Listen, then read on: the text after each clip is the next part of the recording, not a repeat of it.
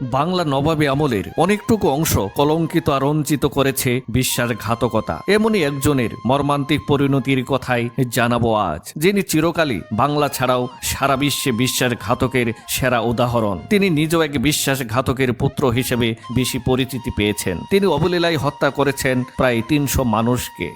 এতক্ষণে আপনারা হয়তো নিশ্চয়ই বুঝে গেছেন আমি কার কথা বলছি। যে বন্ধুরা, আমি বলছি বিশ্বাসঘাতক মীর জাফরের পুত্র, ইতিহাসে খ্যাত দুর্ধর্ষ যুবক মিরনের কথা। তার পুরো নাম মীর সাদিক আলী খান বাহাদুর, তবে মীর মিরন নামেই বেশি পরিচিত ছিলেন তিনি। রবার্ট ক্লাইভের প্রতিনিধি ওয়াটসনের সঙ্গে গোপন ষড়যন্ত্রে মীর জাফরের সার্বক্ষণিক সঙ্গী ছিলেন তার পুত্র মিরন। মিরন ছিলেন খুবই অমানবিক এবং নৃশংস। তার চিরপ্রতিদ্বন্দ্বী সিরাজউদ্দৌলাকে হত্যা করতে নানা চক কষতে থাকেন। পলাশী যুদ্ধের পরাজয়ের পর 3 জুলাই 1757 সাল বন্দি নবাব সিরাজউদ্দৌলাকে গভীর রাতে হাজির করা হয় মীর জাফরের সামনে। মীর জাফরের সামনে দাঁড়িয়ে কাঁপতে কাঁপতে প্রাণ ভিক্ষা করেছিলেন নবাব সিরাজউদ্দৌলা। মীর জাফর সিরাজউদ্দৌলাকে কোন রকম শাস্তির কথা শোনাননি। শাস্তি দেওয়ার দায়িত্ব দিয়েছিলেন পুত্র মিরনকে। সেই রাতে মিরনের তত্ত্বাবধানে মোহাম্মদী বেগ সিরাজউদ্দৌলাকে হত্যা করে। হত্যার আগে সিরাজউদ্দৌলা পানি খেতে চেয়েছিলেন, কিন্তু নৃশংস মিরন সেই সুযোগটাও দেয়নি নবাব সিরাজউদ্দৌলাকে। কথিত আছে সিরাজউদ্দৌলার মৃত্যুর পর তার মৃতদেহ হাতির পিঠে চড়ে সারা মুর্শিদাবাদে ঘোরানো হয়েছিল। নবাব সিরাজউদ্দৌলাকে হত্যার পর তার ছোট ভাই মির্জা মেহেদী সহ পরিবারের অনেক সদস্যকে হত্যা করেছিল মিরন। আজকের ভিডিওতে তুলে ধরব মিরনের শেষ পরিণতি কি হয়েছিল, তাই ভিডিওটি স্কিপ না করে শেষ পর্যন্ত দেখুন। আর আপনি আমার চ্যানেলে নতুন হয়ে থাকলে চ্যানেলটি সাবস্ক্রাইব করে আমাদের সাথেই থাকুন। মীর জাফর যখন বাংলার নবাব হন, তখন নবাব সিরাজউদ্দৌলার পরিবারের নারী সদস্যদের বন্দী করে রাখা হয় ঢাকার জিঞ্জিরা প্রাসাদে। মিরন সেখানকার লোকদের বারবার নির্দেশ দেয় সবাইকে মেরে ফেলতে, তবে তারা তা না করায় নিজেই বুদ্ধি বের করে মিরন মুর্শিদাবাদে ফিরিয়ে আনার কথা বলে তাদেরকে নৌকায় চড়ানো হয়। এরপর মাঝ নদীতে নৌকা ডুবিয়ে হত্যা করা হয় সিরাজউদ্দৌলার মা আমেনা বেগম, খালা ঘসেটি বেগমকে। ক্লাইভের হস্তক্ষেপের ফলে সরফুন্নেসা, সিরাজউদ্দৌলার স্ত্রী লুৎফুন্নেসা এবং তার শিশুকন্যা উম্মে জোহরা রক্ষা পায় এবং পরবর্তীতে তাদেরকে মুর্শিদাবাদে নিয়ে আসা হয়। ইংরেজ সরকারের দেয়া সামান্য কিছু বৃত্তির উপর নির্ভর করে তাদের জীবন ধারণ চলতে থাকে। নদীতে ডুবিয়ে হত্যার সময় সিরাজউদ্দৌলার মা আমেনা বেগম মিরনকে অভিশাপ দিয়েছিল সে যেন বজ্রাঘাতে মারা যায়। পরবর্তীতে আমেনা বেগমের কথা সত্যি হয়েছিল। নিজ প্রাসাদে ওয়াটসনের সামনে মীর জাফর মাথায় পবিত্র কোরআন শরীফ নিয়ে যখন ব্রিটিশদের পক্ষে কাজ করার প্রতিজ্ঞা করেন, তখন মীর জাফরের আরেক হাত ছিল তারই পুত্র মীর মিরনের মাথায়। নিজ মাথায় পবিত্র কোরআন শরীফ আর নিজ পুত্র মিরনের মাথায় হাত রেখে জঘন্য ষড়যন্ত্রে লিপ্ত হওয়ার পরিণতি দেখতে বেশি দিন অপেক্ষা করতে হয়নি বাবা মীর জাফরকে। পলাশী যুদ্ধের 3য় বর্ষ পার হয়েছে মাত্র।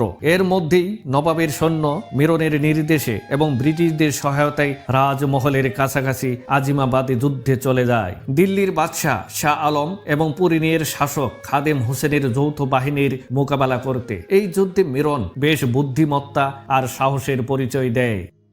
কিন্তু এই যুদ্ধেই মিরনের জীবনের কাল ঘনিয়ে এলো। দিনটি ছিল 1760 সালের 3 জুলাই, ঘোর বর্ষাকাল। আজিমাবাদে যুদ্ধে আছে মীর মিরন। এতটাই ঝড় বৃষ্টি শুরু হলো যে সৈন্যরা সবাই তাঁবুতে আশ্রয় নিতে বাধ্য হয়। মিরন তার জন্য তৈরি বড় তাঁবুতে ছিলেন, তবে অনেক বেশি ঝড় হওয়ার কারণে তার তাঁবু ক্ষতিগ্রস্ত হয়। এরপর ছোট্ট একটি তাঁবুতে আশ্রয় নেয় মীর মিরন।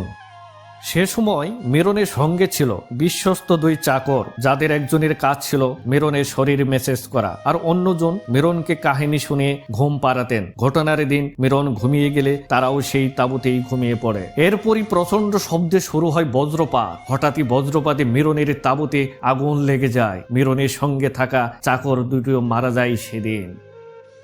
পুত্রের যে মাথায় হাত রেখে বাবা অপকর্মে লিপ্ত হয়েছিলেন, সেই মাথায় অর্থাৎ মিরনের মাথায় বজ্রঘাত পড়ে। মিরনের বয়স তখন মাত্র 21 বছর। বৃষ্টি থেমে গেলে অন্যরা সেখানে গিয়ে দেখতে পায় মিরনের পড়ে যাওয়া দেহ। এমনকি তার তরবারিও গলে গিয়েছিল আগুনের তাপে। মিরনের শোয়ার খাটটিও পুড়ে ছাই হয়ে যায় আগুনে। এভাবেই মাত্র 21 বছর বয়সে মারা যায় ইতিহাসের কুখ্যাত বিশ্বাসঘাতক মীর মিরন। সেদিন সিরাজউদ্দৌলার মা আমেনা বেগমের অভিশাপও যেন ফলে যায়। তবে মিরনের মৃত্যু নিয়ে অনেকেই সন্দেহ প্রকাশ করেছেন, কেননা ইংরেজদের সঙ্গে মিরনের তেমন বনিবনা হয়নি। ইংরেজরাও বেশ ভয় পেত মিরনকে, তাই অনেকে মনে করেন ইংরেজরা মিরনের তাঁবুতে আগুন দিয়ে তাকে হত্যা করেছে। সেনাপতির মৃত্যুতে সৈন্যরা রেগে গিয়ে যদি কিছু করে বসে, তাই মিরনের মৃত্যু সংবাদও গোপন রাখা হয়। মিরনের মৃতদেহ হাতির পিঠে উঠিয়ে নিয়ে আসা হয় রাজধানীতে, যেভাবে সিরাজউদ্দৌলার মৃতদেহ হাতির পিঠে চড়িয়ে সারা শহর ঘোরানো হয়। তবে মিরনের মৃতদেহ থেকে 2 দিন পরে দুর্গন্ধ ছড়াতে থাকে, তাই মুর্শিদাবাদে নিয়ে আসা সম্ভব হয়নি। নৌকায় করে পানিপথে মিরনের মৃতদেহ আনার ব্যবস্থা করা হয়। অবশেষে মিরনের গলিত মৃতদেহ এসে পৌঁছায় রাজমহলে। শরীফা বাজারে গলিত দুর্গন্ধযুক্ত মিরনকে সমাধি দেওয়া হয়। শেষবারের মতো পুত্রের মুখ দেখার সৌভাগ্য হয়নি মীর জাফরের। পাপের ফল ভোগ করতেই হবে মিরনের পরিণতি তারই প্রমাণ।